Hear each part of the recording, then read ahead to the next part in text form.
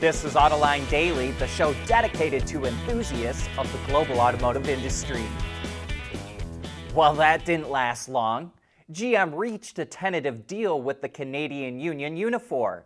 Just hours after sending roughly 4,300 members on strike, the two sides came to an agreement, which, if workers sign, will include wage increases of up to 25% and a 4-year progression to top pay instead of 8 years.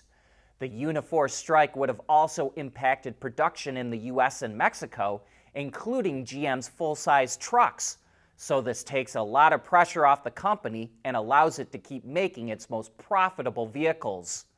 UAW President Shawn Fain said in his last live stream event that it had received offers from Ford that would give workers a 23% pay increase and ones from GM and Stellantis that would give around 20%. So he may use the Unifor deal to his advantage. Plus, Unifor got GM to follow the traditional pattern agreement by going after its full-size trucks, while the UAW got a better offer from GM with the threat of striking its biggest and most important plants. Fain also said that it wouldn't be long before the UAW goes after full-size truck plants from all three if he doesn't continue to see progress in negotiations. So, fireworks could be right around the corner.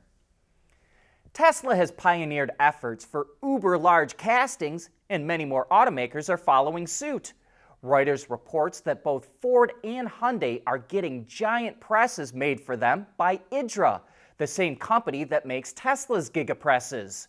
Ford is getting a 6,000-ton casting machine, and Hyundai is getting a 9,000-ton model, the same that Tesla uses for the Cybertruck.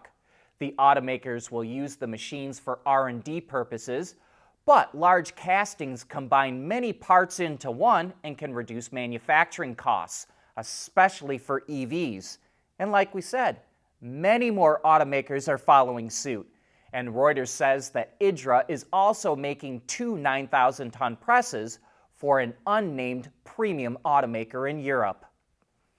Car sales in China were up once again last month. According to the China Passenger Car Association, automakers sold more than 2 million passenger cars in September, a gain of nearly 5% from a year ago.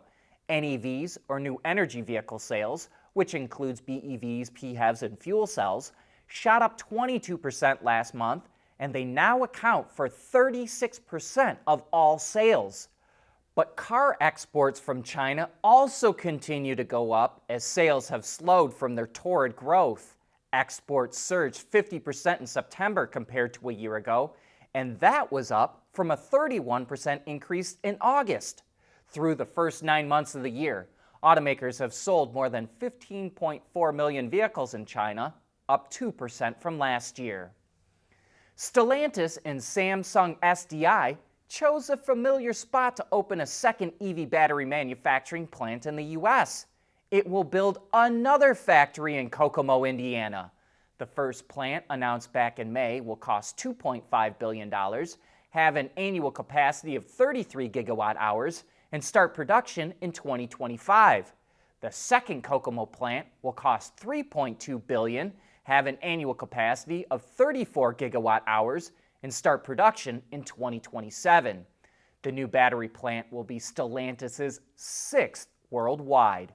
And speaking of EV battery factories in the U.S., BMW announced that it broke ground on its battery assembly plant in South Carolina, which will open in 2026.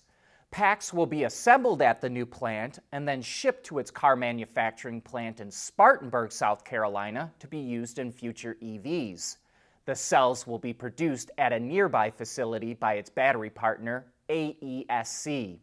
By 2030, BMW plans to build at least 6 all-electric models in the U.S.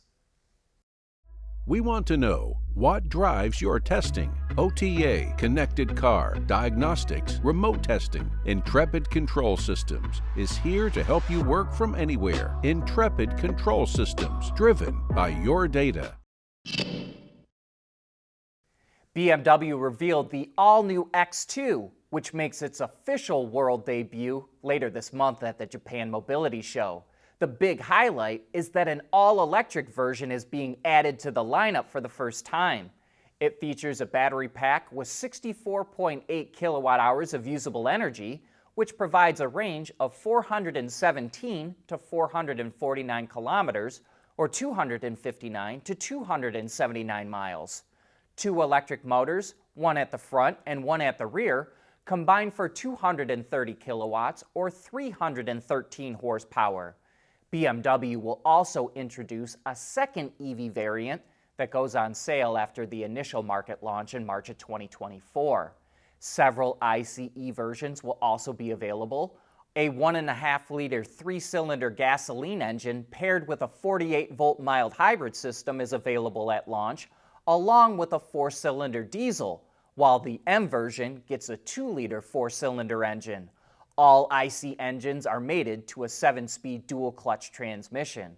All models are bigger than the outgoing X2, feature a more fast-back roofline, and will be built on a single assembly line at one of BMW's plants in Germany. Honda is making it a lot easier for anyone to ride a motorcycle. It developed an electronic clutch for manual motorcycle transmissions, which it calls a world's first. Riders are no longer required to operate the lever on the handlebars and can just hit the foot pedal up or down to change gears. And I think this is interesting because the rider will still get some engagement with the bike and what the engine is doing without going to a full-blown automatic transmission. However, purists can still operate both the hand and foot lever together if they want to. And better yet, Honda says its eclutch can be installed on existing engines with little modification, and it will add it to new models over time. Almost all the metals in cars gets recycled, but most automotive plastic ends up in landfills. That's why Magna developed seat covers, foam, thread, hook and loop, and adhesives that are all made from polyethylene, or PET. The seat cover and everything with it is designed to be pulled off in one piece and then melted down for reuse. With no need to separate the pieces, it makes it very easy to recycle, and that could have a real positive impact on the environment. There are 43 pounds of foam and trim in the seats of the average car today, which just goes into landfills. But now it can get recycled. Magna is partnering with a company called TWE Wovens, which uses PET bottles to provide the raw materials that Magna needs. And TWE partners with a company called Plastic Bank, which gives poor people in developing countries groceries, cooking fuel, school tuition, health insurance, and other services to collect PET bottles and waste so it can be recycled. Magna says its recyclable seat covers are cost competitive with virgin materials and that a North American automaker will start using them in 2026. Like any car, EV owners like to do things that their vehicle wasn't originally designed for. And this next thing is so crazy awesome, I couldn't pass up the chance to show you. A company called PU Labo is offering an off-road lift kit for the Tesla Model Y and 3 that makes them look absolutely goofy. But despite the looks, this actually seems like a really robust kit. It includes aluminum upper control arms for front and rear, steel lower control arms front and rear steel subframes, and coil-over shocks, just to name the highlights.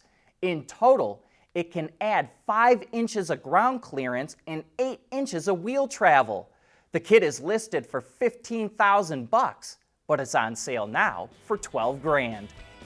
But that brings us to the end of today's show. Thanks for making Autoline a part of your day.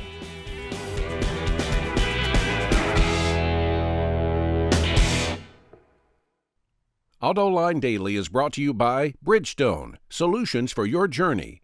Intrepid Control Systems, over-the-air engineering, boost your game. And by Schaeffler, we pioneer motion. At Schaeffler, we pioneer motion. Electrifying mobility, manufacturing smarter, reducing CO2 emissions, making energy production clean. Schaeffler pioneers motion to advance how the world moves.